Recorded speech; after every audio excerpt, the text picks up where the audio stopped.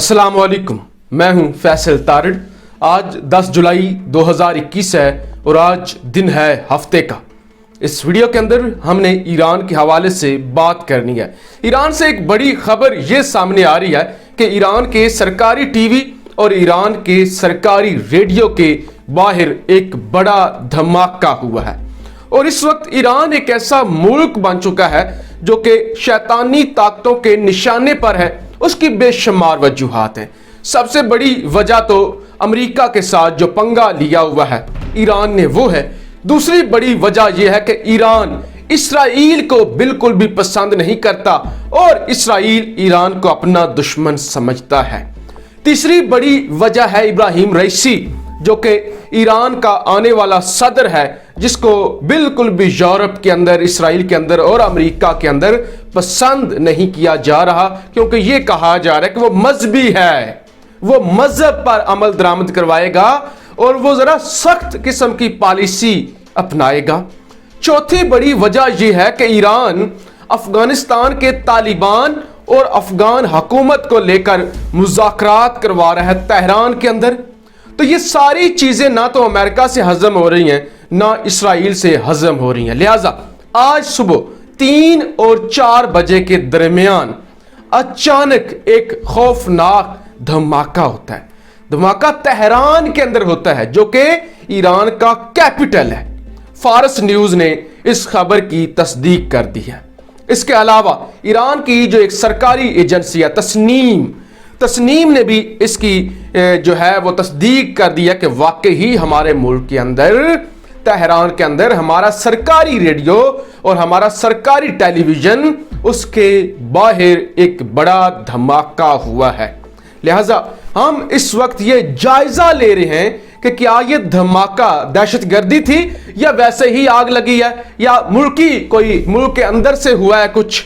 लेकिन इस वक्त जो माहिरीन हैं जो ईरान से बता रहे हैं वो ये कह रहे हैं कि ये एक दहशतगर्दी का धमाका था, ये एक बाकायदा टेररिज्म था, ये बाकायदा गैर मुल्की धमाका था, ये एक बहुत बड़ा ब्लास्ट था।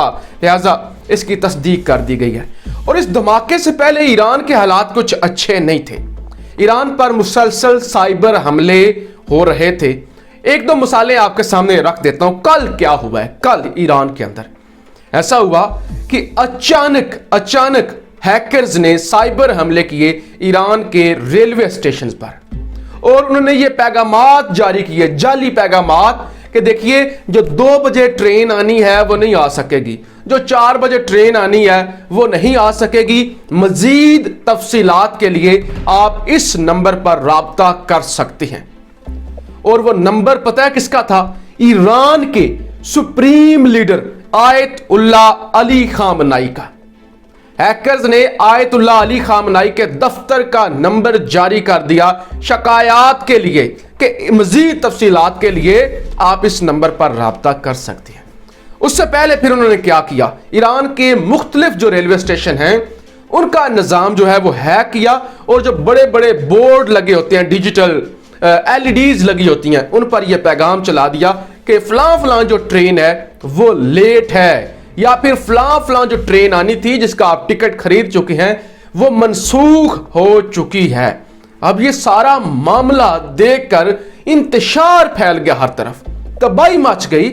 लोग गुस्से में आ गए कि ऐसा कैसे हो सकता है, इतनी नाअहली हुकूमत कैसे कर सकती है। लेकिन वो एक धोखा था, वो एक बड़ा धोखा था जिससे इंतशार फैलाया गया और उसके फौरन बाद आज सुबह ये एक इतना बड़ा वाकया हो जाता है जिसके अंदर ईरान का टीवी चैनल और ईरान का रेडियो उड़ा दिया जाता है। तो जैसे कि मैंने आपको बताया कि इस वक्त ईरान के खिलाफ एलानी जंग हो चुका है, तो ये महज एक रस्मी जुमला नहीं था। इसकी मजीद तफसीलात मैं आपके सामने रखूं। अरब न्यूज की एक खबर है जिसे पढ़कर आप हैरान हो जाएंगे। अरब न्यूज की खबर है कि ईरान के मुल्लाओं के खिलाफ सियासी जहरियत शुरू हो चुकी है।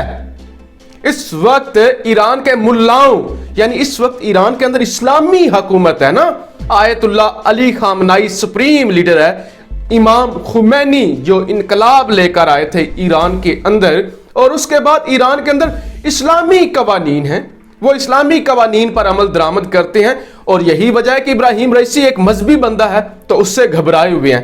تو اب تمام دنیا کی شیطانی طاقتیں، جس میں عرب، امریکہ، جس میں اسرائیل، جس میں یورپ شامل ہے، وہ ابراہیم رئیسی کو ہٹانا چاہتی ہے۔ وہ آیت اللہ علی خامنائی کے خلاف بغاوت پیدا کرنا چاہتی ہے، اور ایران کے اندر وہی پرانا نظام لانا چاہتی ہے جس کے اندر عیاشی، سیکولرزم اور لبرلزم اور ہر طرح کی بے غیرتی ہو۔ تو عرب نیوز کہتا ہے کہ یہ کام شروع ہو چکا ہے، اور اس کی عملی مثال بھی میں آپ کے سامنے رکھ دیتا ہوں۔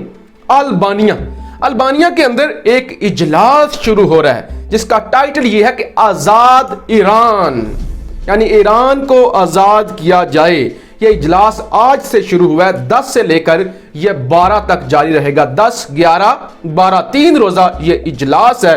اس اجلاس کو ایران مخالف ایک تنظیم ہے، ایران کی ویسے قومی کونسل ہے NCRI، وہ ہیڈ کر رہی ہے، اور اس میں ایک ایران کے اندر جو باغی گروہ ہے جس کو یورپ فنڈ کرتا ہے، شاید اسے اومپی اس طرح سے کچھ کہتے ہیں، تو اس کو فنڈنگ کرتا ہے یورپ، وہ شروع کروا رہی ہے۔ اس اجلاس کے اندر 105 ممالک شرکت کریں گے، اور مشرق وسطیٰ کی یعنی مڈل ایسٹ کی 1000 شخصیات اس اجلاس کے اندر شرکت کریں گی، اور ایران کی سابقہ بڑی شخصیات، جس میں کچھ جج بھی ہو سکتی ہیں، جس میں کچھ سینیٹرز بھی ہو سکتے ہیں، کچھ آپ کہہ سکتے ہیں کہ MNAs بھی ہو سکتی ہیں، میں مثال دے رہا ہوں، وہاں ویسے شاید MNAs والا سسٹم نہ ہو، یعنی وہ بڑی شخصیات جو اعلیٰ عہدوں پر رہ چکی ہیں، جو کہ ایران کے اندر اسلامی قوانین سے تنگ ہے، آری ہے، آزاد خیال ہے، وہ بھی اس کے اندر شرکت کرنے جا رہے ہیں۔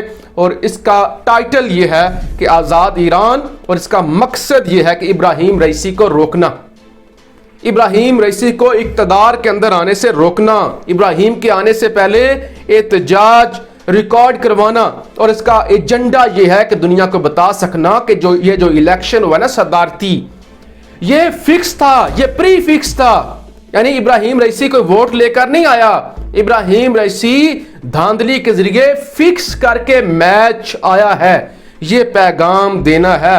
اور پھر امریکہ بھی اس وقت دھمکیاں دے رہا ہے ایران کو کہ آپ جو عراق کے اندر حملے کر رہے ہیں وہ بند کریں، ورنہ آپ کا بہت نقصان ہو جائے گا۔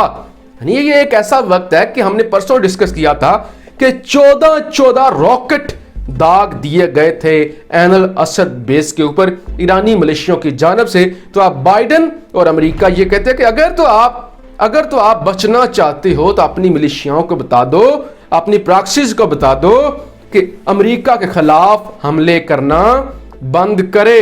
اور پھر امریکہ اس وقت بھرپور دباؤ ڈال رہا ہے کہ ابراہیم رئیسی کے آنے سے پہلے ڈیل ہونی چاہیے، اس کے بعد ہم ڈیل نہیں کریں گے، کیونکہ انہیں پتا ہے کہ ابراہیم رئیسی ایک سخت بندہ ہے۔ ابراہیم رئیسی ایران کی شرائط پر ڈیل کرے گا، امریکہ کی شرائط پر ڈیل نہیں کرے گا، لہٰذا بار بار امریکہ کہہ رہا ہے کہ وقت کم رہ گیا ہے، جلدی کرو، کیونکہ 3 اگست کو تو ابراہیم رئیسی نے اقتدار سنبھال لینا ہے۔